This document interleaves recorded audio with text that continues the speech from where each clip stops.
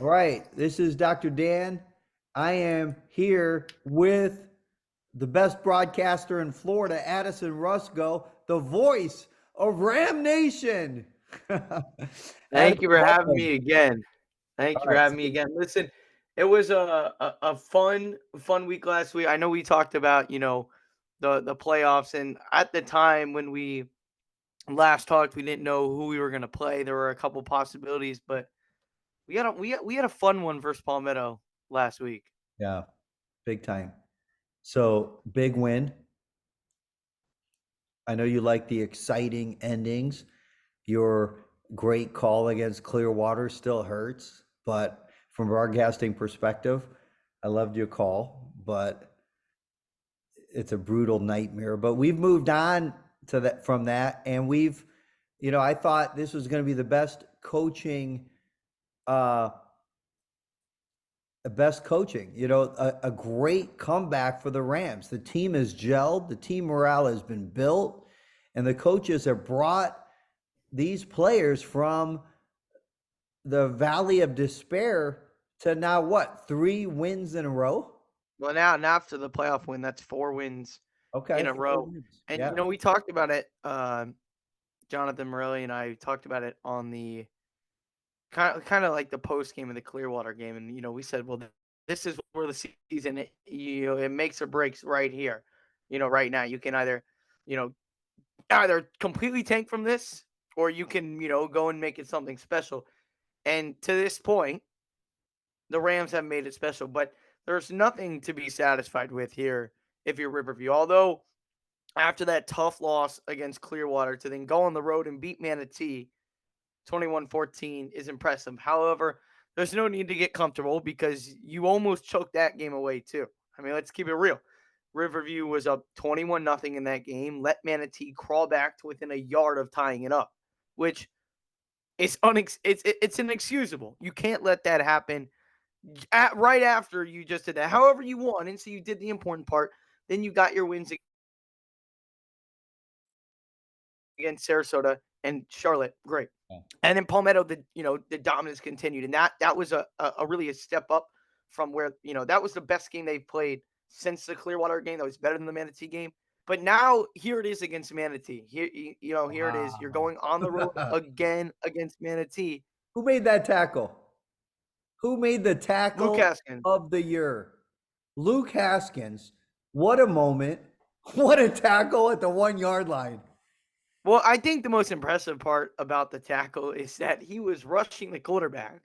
The throw was made, and he ran back and made the tackle. I mean, I'm going to be honest. I have absolutely no idea how he got there. I didn't think Luke Haskins had speed like that, but clearly I was mistaken.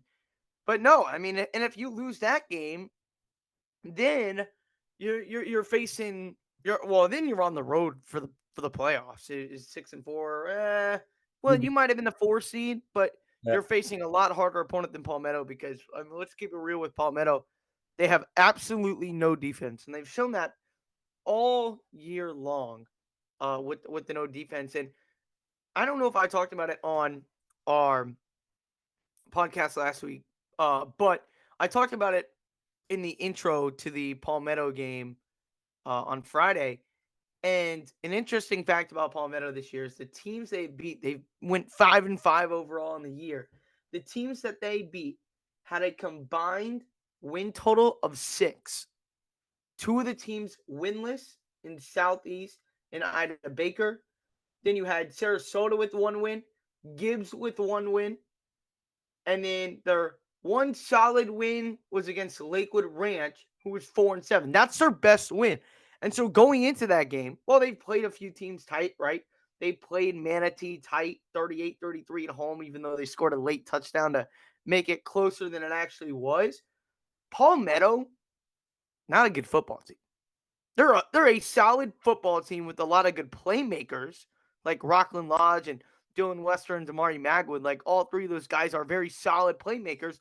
But besides Caleb Matalaw on defense, Palmetto has nobody, and they didn't get a stop again. I know they got one in the fourth quarter when the game was all but wraps, but you're not going to see another Palmetto here in the playoffs, right?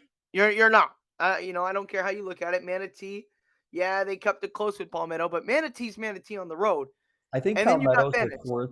And then after that, you got Buchholz. Like, you know, who you've got to face again if you get past Venice. Like, you're not going to get these easy teams. So while Riverview, you mentioned, the coaching staff's done a great job of getting them, back out, from that tough loss against Clearwater. But has Riverview accomplished anything right now? No, they haven't. Because if they lose in the second round this week, what are you looking? You're looking at the exact same picture that we've seen for countless years and years. They've accomplished some good things during the season, but the goal this year is to finally get past Venice. And if you don't get past Venice, you have to look at yourself and say, did we accomplish our goals this year? I've got a couple things to say. Number one, this is America's team because you have people across America watching this Ram team to hear your voice. All right, that's number one. Number two, I got a number 5 here, and I'm the hyperbole here to join you with the expert. But number 2, I got 5. 5 wins, and we got 1. 5 wins to a state championship. This team is going to win a state championship. Well, and again, it comes down to the point that I just made. Right, you're 5 wins away from the state championship, but you have to get by Venice, and you have to worry about Manatee first. So I don't even want to talk too much about Venice because I think everyone knows in the back of your mind that you have to Immokalee beat doesn't have Venice. a But chance. this week is going to be a whole different animal, and the Rams have to come ready to play. And I think that the Rams are going to win. I'm Thinking not about too worried Region about 4. it. But they cannot have the mental collapse like they did last time against Manatee, or it will come back to bite you. Quick question, because we're about to jump into this major matchup in our team. But on the other side of the bracket in Region 4, you have Immokalee visiting Venice. Is there No, any no, chance for a close no, game? no, no. Let's go here and look at Immokalee's not schedule, You but have to believe Immokalee's it's season. why, Immokalee, as we know, Immokalee. it's why they play the game. You have to believe. Do they Sure, have yeah, what sure. it takes to You, make it close? hey, sure, anything can happen, right? Sarasota could beat Riverview, but it's not going to happen, right? I mean, sometimes you just gotta look at it in that way. Like, yeah, it's never gonna happen. Now, Immokalee on the season, they beat Booker in overtime, 47-41. Booker's a really They good lost team. to Baron Collier. And look at this again. We talk about it. The problem against the quality and good teams, right? 9-2 team, they lost 33-17 when they played Naples. Golden Gate, they lost 42-10. Golden Gate's 9-2, right? Then they beat Lake Placid 52-8. Okay, but they're 3-6. Play Baron Collier, they're 8-3. You lose. South Fort Myers 6-4. You lose. You play Okeechobee, you win. They're 6-4. But again, you're looking at it. They get another win over a 2-8 team, a 5-5 team. Then they lose to a 5-5 team, 68-44. And you can play that records game and stuff like that, but sometimes you'll lose to a bad game you shouldn't lose. But when they're playing these good teams, they're not losing. They're getting blown out. And they're going on the road to Venice, one of the top teams in the state. They do not stand a chance. Sure, could everything flip right for them? They get everything goes their way, every bounce. Sure, and then maybe. But let's look at it realistically. Venice is the far superior team of Immokalee, and Immokalee has no real big wins on the season. I'm sorry. I know Booker went 7-4. That's great for them. I'm not calling Booker a big team. Booker's not a big team. Booker's okay. Booker's just okay. They don't really have that good win over a good team. And so then when they go and face Venice, I have no confidence in them. But here's the thing. Here's what Riverview should want. Riverview should want Venice to win. Yes. Riverview should want Venice to win. If anybody on that Riverview locker team is cheering for Immokalee, they've got their mind in the wrong place. Yeah. Because every single one in that locker room Yeah. should want Venice again Yeah. and beat them again. Because granted, if Yep. Venice loses, are you gonna, sit and mope about it? No, right? But you Yeah. shouldn't be cheering for Immokalee to win because you should want that rematch. Heck, I want that rematch, and I'm not even a team because here's the thing. Yeah. There's so many guys in there that have been on the team for 3 years now in varsity who have lost to Venice 5 times Yep. within almost 3 years. We've lost to them in the playoffs 2 times. So we lost to them 4 times within 2 seasons. Lost to them again this year. Here it is. The bracket's setting up perfect again. Riverview and Venice in the third round again. Here we go. If You know they what? don't want to face Venice in the third round and finally get over that hump, then their mind's in the wrong place Yeah. if they want Immokalee to win. Sure, is Immokalee the easier team? Are you going to get past Immokalee? Sure. But you So, can't be scared of an opponent. so Addison, Clearwater coming down for the game winner. And your man, CL3, interception, pick six in the final minute, Mr. Clutch. Jordan comes through. And we're about to talk about this next game. But we get through this game. We're coming at Venice. That is the game all of Florida wants to see. The regional final again.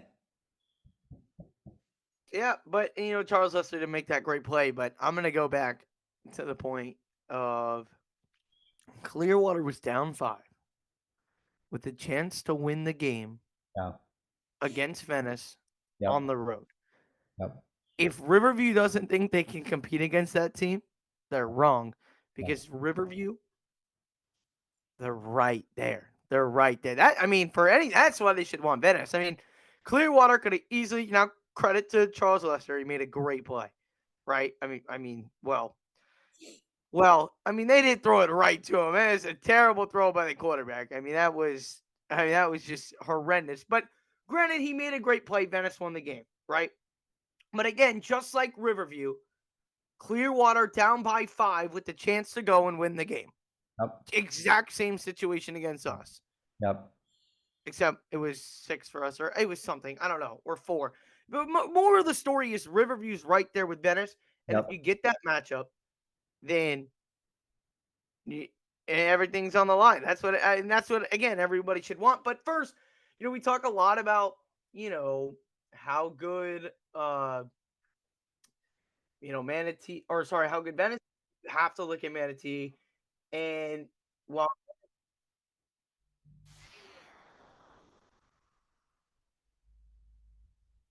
he did not keep it close versus versus Venice, I'm sorry, Addison. Manatee's beat We had a some brief sound good moment there. teams this year. We good now? Yeah, I think so. There was a brief sound moment. I don't know but go ahead and repeat what you said, please. But Manatee is a good team, and they didn't keep it close against Venice, but they have a very, very solid team on their hands. Teams that Riverview has blown out, Southeast and Charlotte, they've blown out as well. They handled Palmetto on the road, not an easy place to play, and they beat a Port Charlotte team that's 9-2. They beat a Lake Minola team that's 8-3, and has really had a good season this year. Manatee is a tough out Yeah. on the road. So Riverview It's needs going to be tough. I get we beat them yeah. last time, and I get that it was 21-0, and Riverview controlled a majority of that game. But Manatee is a tough team, and they are not going to be an easy out.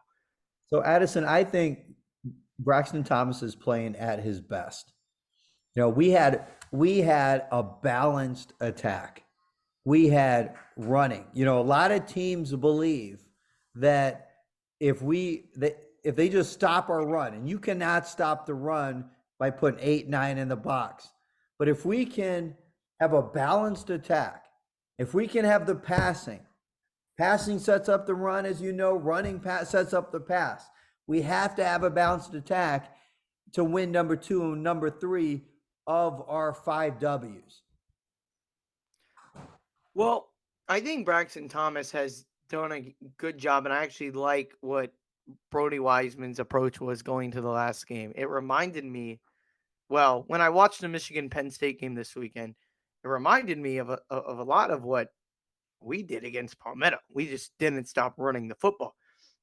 We had the occasional pass play, the screen to Anthony Campbell, which went in for a touchdown, and the beautiful pass to Anthony Miller in the back of the end zone. But if it's not broke, don't fix it. And Riverview just straight up disrespected Palmetto with the run game. They would just run all over the field. Thomas had a few good runs early in the game. Thomas is doing exactly what he needs to do. And when it's working like that, when the run game's working like that, there's no need to pass the ball when you can just dominate in the trenches. But that was Palmetto. Yep. Here against Manatee and Venice, now we're going to have to see more from Thomas because the defense of Manatee is a lot better than Palmetto's. That's not saying a lot, but they're a lot better. And Venice's defense is definitely a lot better. So while you'll still have success running the football, you're going to have more of a pass game, and that's where we're going to have to see Braxton Thomas make some big plays on third down and long. We're going to be in those situations of third down and long, especially against Venice. You're going to have yourself in these third and long situations where you're, 3rd and 8, and you're not going to be able to just run the football. And you're going to have to see Thomas step up and make some plays that he hasn't been asked to do all that much this year. Yeah. I think we have Riverview High School is such a great program of developing their players. One of our punters, Delpha, I think is one of the top punters, but no, it's the one position in football when no one wants to see him play, no reps. And well, he hasn't played almost at all. I mean, he didn't play in the season finale. I think he maybe had one punt against Sarasota, didn't play against Charlotte, and had one punt against Palmetto. I mean, But to he comes the into Riverview play. offense's credit, he has not seen the field in 3 games this season, Yeah. which is really nice. I mean, anytime your punter's not coming on the field, you're doing something right. I think But the yeah, defense, he has really, really grown, yeah, especially from last year.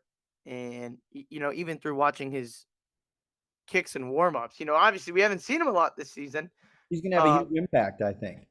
But he is. He in a game against Venice or Manatee when it's bound to be close games. If you even get to Venice, but against Manatee, maybe Venice, it's going to be a huge key to win the field positioning battle. And there's going to be punts in the Manatee Venice game. There will be.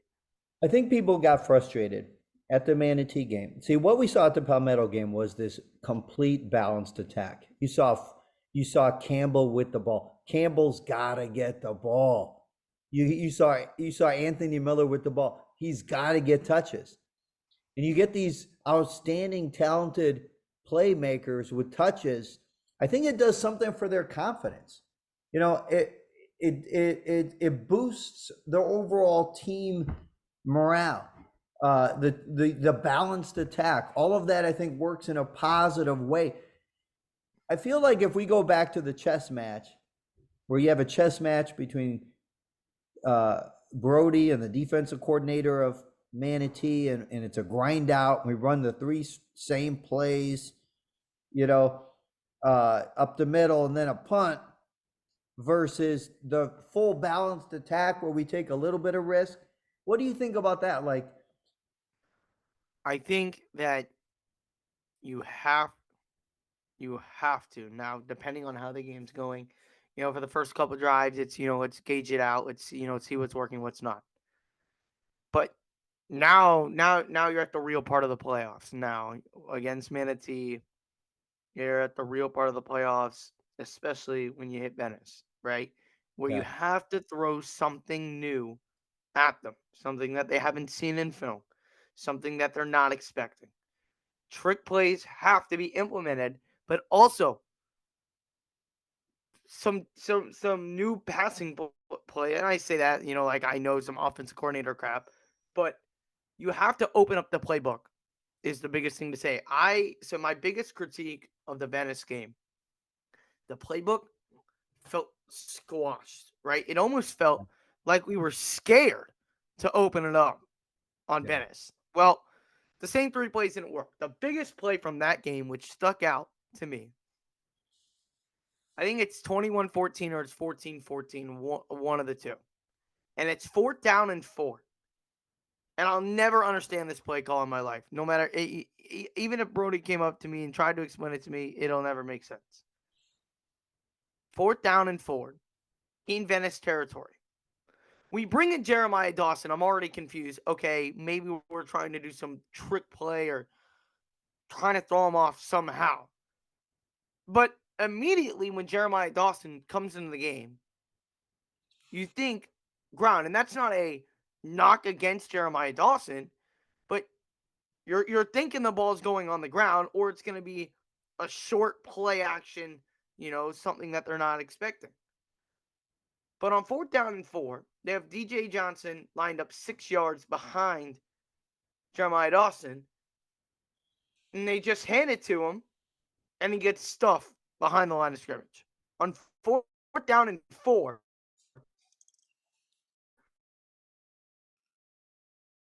in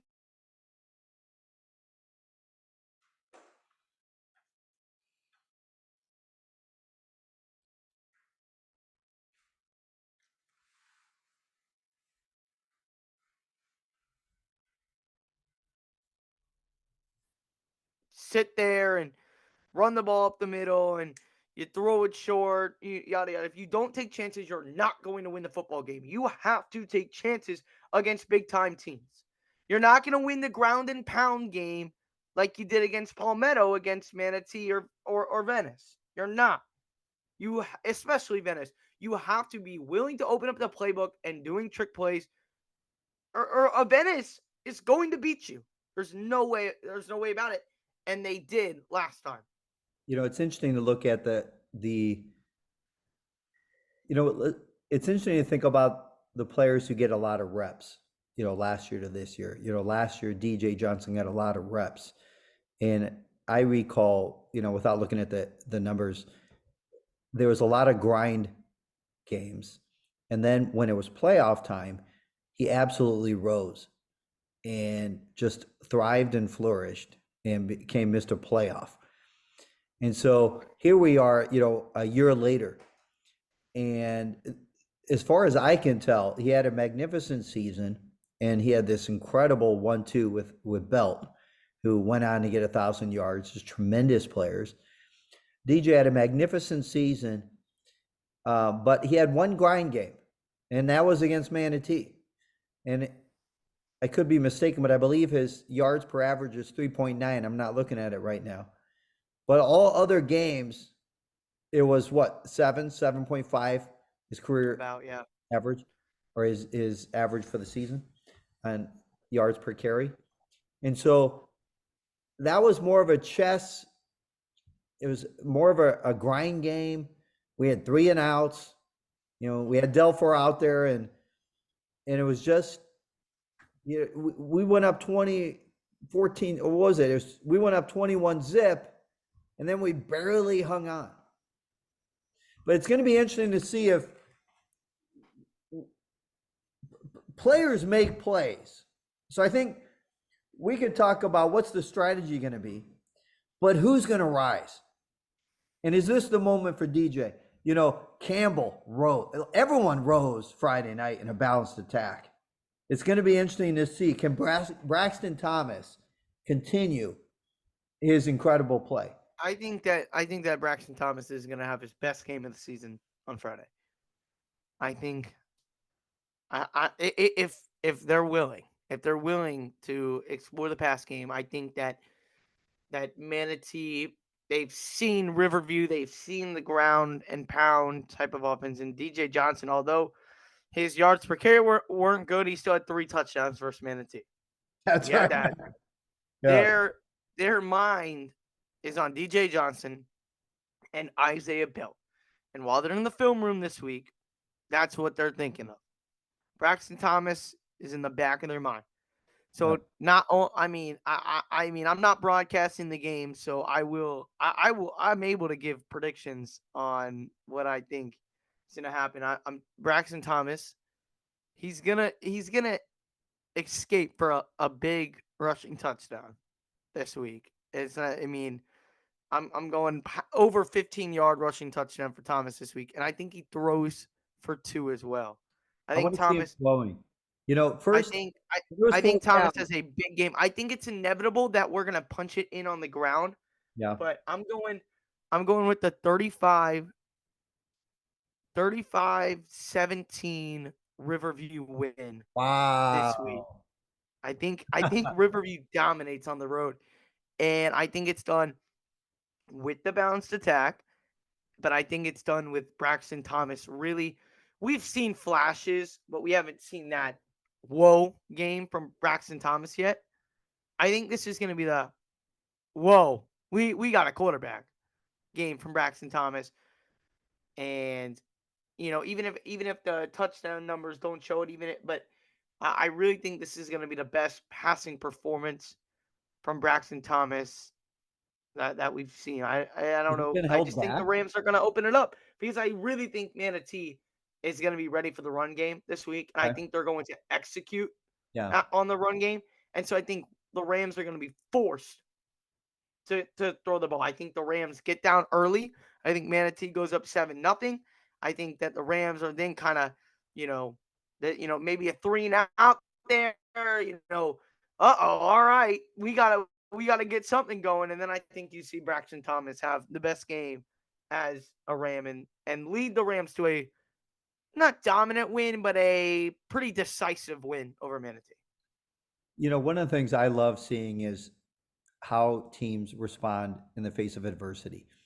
And within in-game, if uh, my all-time favorite team, the Chicago Bulls, Phil Jackson was legendary in not calling timeouts when the momentum was clearly on the other side. It was contrary to every team and every franchise in the previous 40 years. And he was sort of groundbreaking as far as helping a team figure out how to shift momentum within the game action.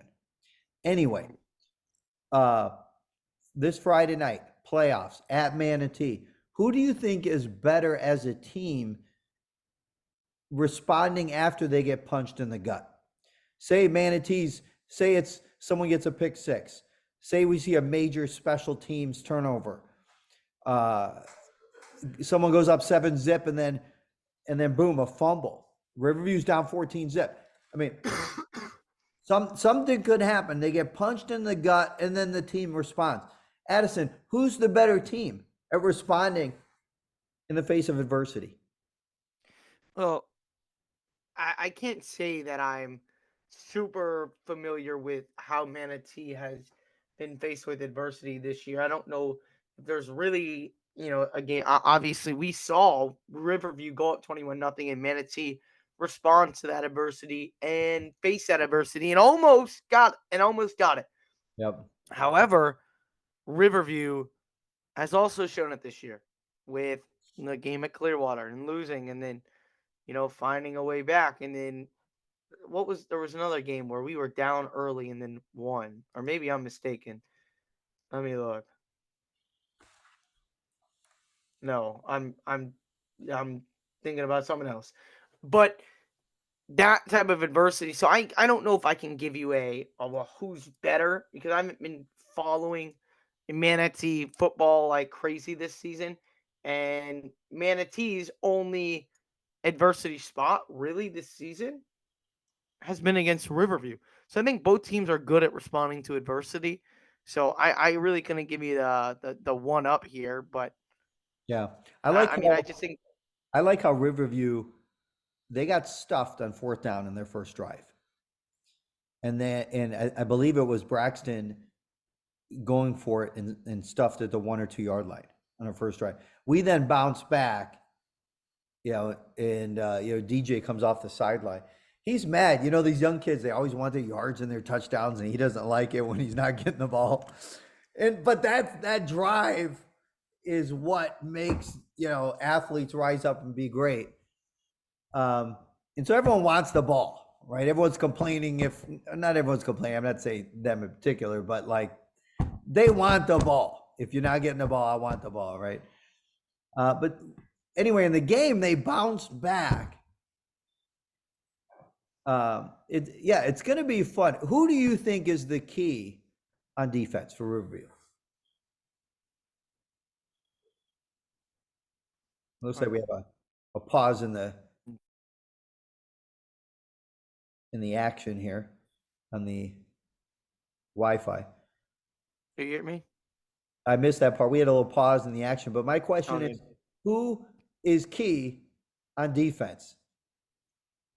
The defensive back unit. Yeah. Libe Laventure, Jermaine Mitchell, Ja'Cory Denro, and Travis Smith Jr. are the keys. There's no secret that the Rams have been beat down the field a lot this season. Saw it a couple times again against Palmetto. Rockland Lodge over the middle blows right by 4 players. Let's keep it real with the defensive backs this year. They're arguably the biggest weakness of the Rams. We don't have a lot of size. Ja'Cory Denro and Jermaine Mitchell aren't really tall. You have Travis Smith Jr. He's had a really solid season. And as Olibe Laventure has grown this season, I believe he had an interception in the end zone in that Manatee game.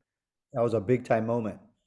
While he's made some plays, we've also seen, like last week against Palmetto, where he was caught flat-footed and completely left in the dust on the Damari Magwood touchdown in the third or fourth quarter. We've seen Alibe fall asleep on defense. We saw Jermaine Mitchell and Clayton Dees just couldn't hit Dylan Wester on those 2 attempts, but he got by Jermaine Mitchell. That is the weakness of the Rams, in my opinion. They've made some good plays this season, but overall, that's the weakness.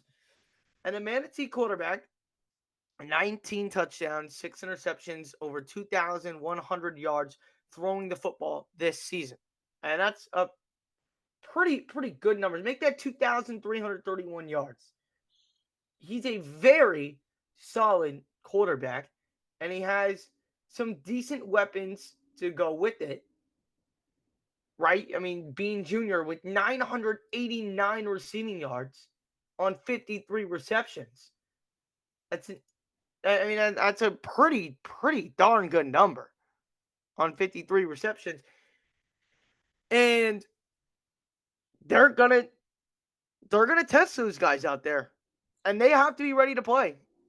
And what they have allowed, like against Buchholz and against Palmetto in both games this season, the explosive plays have got to be limited. Yeah. So I saw at the Manatee game, Aventure given 8 yards of space on just a whole lot of space. And just as a fan, what are your thoughts on that?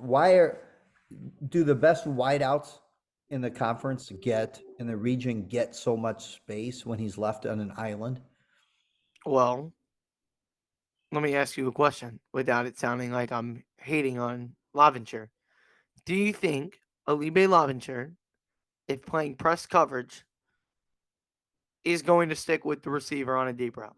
Yes or no? You know, I All right. he's All right. he is If you can't improved say a that, you lot. can't He's say fun it. to watch. He's got great speed. He's got great length. So If you won't say it, I'll say it. He's not. He's not. I mean, I listen. I can commentate for the Rams, and then when talking off broadcast, I can keep it real. Yeah, he's improved a lot. He didn't even play football until a couple years ago. Alibe Laventure is a solid player, but against the top wide receivers playing press coverage, no. No. how about So you've got to give him a little room, let him, get into the coverage, and he's done a solid job this year. I know I'm being very critical right now. Don't let his good season be taken away from this If he's a good player, but that space is, in part, the coaches might not say it, but in my opinion, I think it's because they don't think that he can stick with them in a one-on-one situation. And if he blows by, Travis Smith Jr. then has to come help there, and then you've got a one-on-one over on the other side. Mhm. So I think that's why, but I also think that that coverage has, in a sense, worked to an extent. Not all the time, but it's worked to an extent. Do you expect? How about Chase Caldwell? He had the defensive play of the game on, I believe it was a key play when we're up a touchdown. Um, I believe, was it a fourth down or, but it was a key poignant moment that swung huge momentum. That was more closer in the beginning of the game. Maybe we're only up a touchdown or, Against Palmetto? yeah, against Palmetto. I think Trying to think. I know what you're was it a talking fourth about. down? I remember calling his name, but I'm just trying to remember the moment. Regardless, if we've got him full time on Friday, that's a huge victory for the linebacker group. Yeah, no doubt. And the linebacker group's really impressed. But all credit to James Griffiths, who has played really, really well.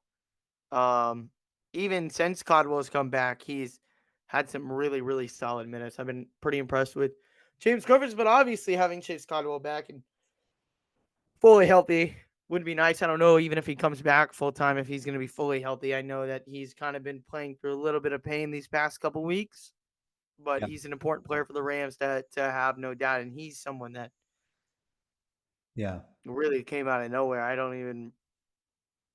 mean, I don't remember calling it his name one time last year, and now all of a sudden he's this elite linebacker for the Rams. So, and he's undersized too. He's very undersized, but his heart and drive makes up for the for where he lacks in size. I mean, this is the best time of the year. It's the playoffs. It's playoff time.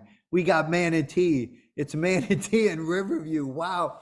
I saw on social media, wear business attire. I don't know if students are showing up with ties or whatnot as fans. But, any final thoughts? We got the voice of Ram Nation here. We are pumped for the playoffs. And now it gets into some of the top teams in Region 4. Manatee. And then, Well, I think that obviously Manatee and I have my opinion that we're gonna, have a 18-point win this week. But what the Rams can't do is look ahead yeah. because Manatee could easily win this game. Hmm. Riverview's the better team, but Manatee is not that far behind, and we saw it this year. Again, a yard away from sending that game to overtime. 1 yard. So you have to come ready to play, and you cannot look ahead to Venice. Yeah. However, if you get by this game and you win, Wow. listen, say what you want. You just, celebrate. That celebration better not last 20 minutes. Yeah. That might be hard. That's just my opinion, right? Yeah. Riverview has been stuck in the in the in the gutter of trying to get past the third round for Yeah. a long, long, long, long time. Mm. And they should be tired, absolutely tired of the results that they have gotten. They have gotten to the third round a couple times, and the last time that they got to that third round game, that it was even close, was against Osceola, where they lost 24-20, and they should have won that game. That was I have so many words about that game, but that Our but here's the magic thing. number, it was The 5. magic number, but here's the thing. Yeah, you got to put the magic number down. Riverview can't be worried about this number. They got to be worried about this number. Yep. They got to be. There's only one number this week. Yeah. One There's game. one number against Manatee this week, and then next week there's one number against Venice. But I'm going to say this is just my opinion, right? You can celebrate the win, get in the locker room, get hyped for 30 minutes. On the bus ride back, eat your pizza, enjoy it, but lock in, right? Sunday Locked morning, in. there's no Sunday free day this week. Kobe You Bryant, got to job go and isn't beat finished. Venice. That's right. You got to go and beat Venice, right? You've Yep. been stuck here for the last 3, 4, Yeah. 5 years, not being able to get past the third round. Are you going to be the team that steps up and actually changes something here at Riverview? Or are you going to be the same old team that loses in the third round to Venice? And every year before the season, we can just go, yep, they'll be good. They'll make the playoffs, and then they'll lose to Venice in the third round. Is that the team you're going to be? Are you going to continue to be the same team? Or are you going to lock in over Thanksgiving break? Are you going to lock in right after you beat Manatee and say, listen, yeah, this is great. Yeah, we beat Manatee. Let's go. Let's celebrate. But Saturday night, the boys better be at home watching huddle and watching film on the Venice game. And that's what they should be doing all week. You can eat turkey later. You can eat a nice turkey after you beat Venice. You got me That's where their fired mind has to up. be. That might be a little harsh. Oh, yeah, well, and, all the coaches be like, all right, and we'll come in and we'll work hard Monday. No, you're working hard Saturday night.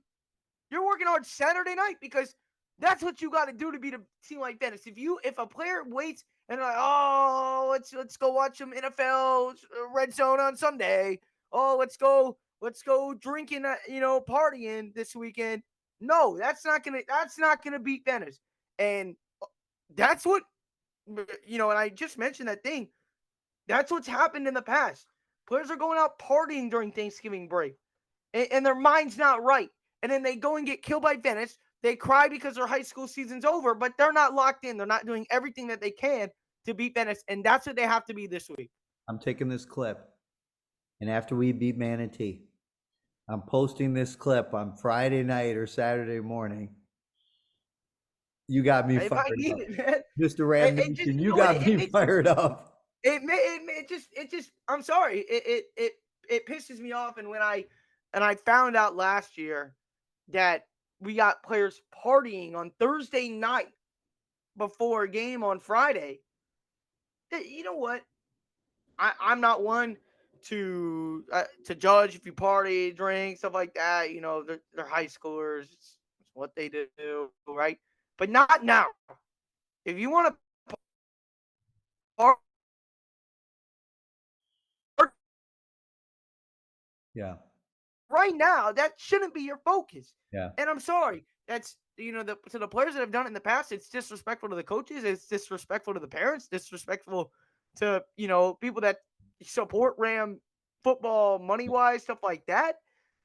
I mean, And I'm telling you, there better be, obviously nothing that I say matters, but there better be none of that next week.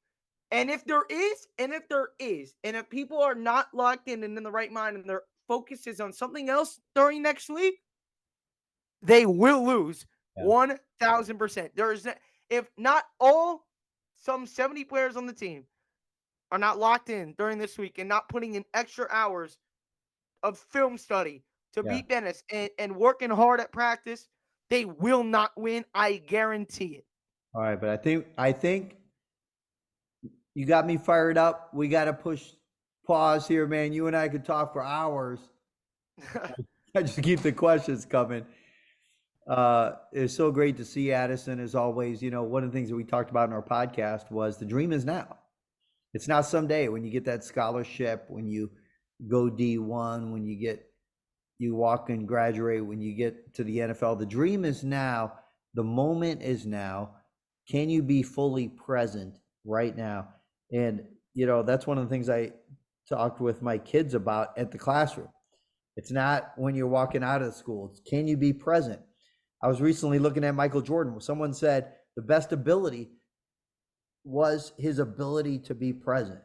And you said it earlier. We need to be present for Manatee. But the dream is now. This is the time. Let's go win a regional championship. That's the goal. And listen, this team has what it takes, but again, it starts up here. Yeah. All right. It's great seeing you. Let's do Love the playoff preview. You as well. Busy, Thank Mark. you We'll for keep it having next week. me. I loved it. Awesome. Thank you. Thanks, bud.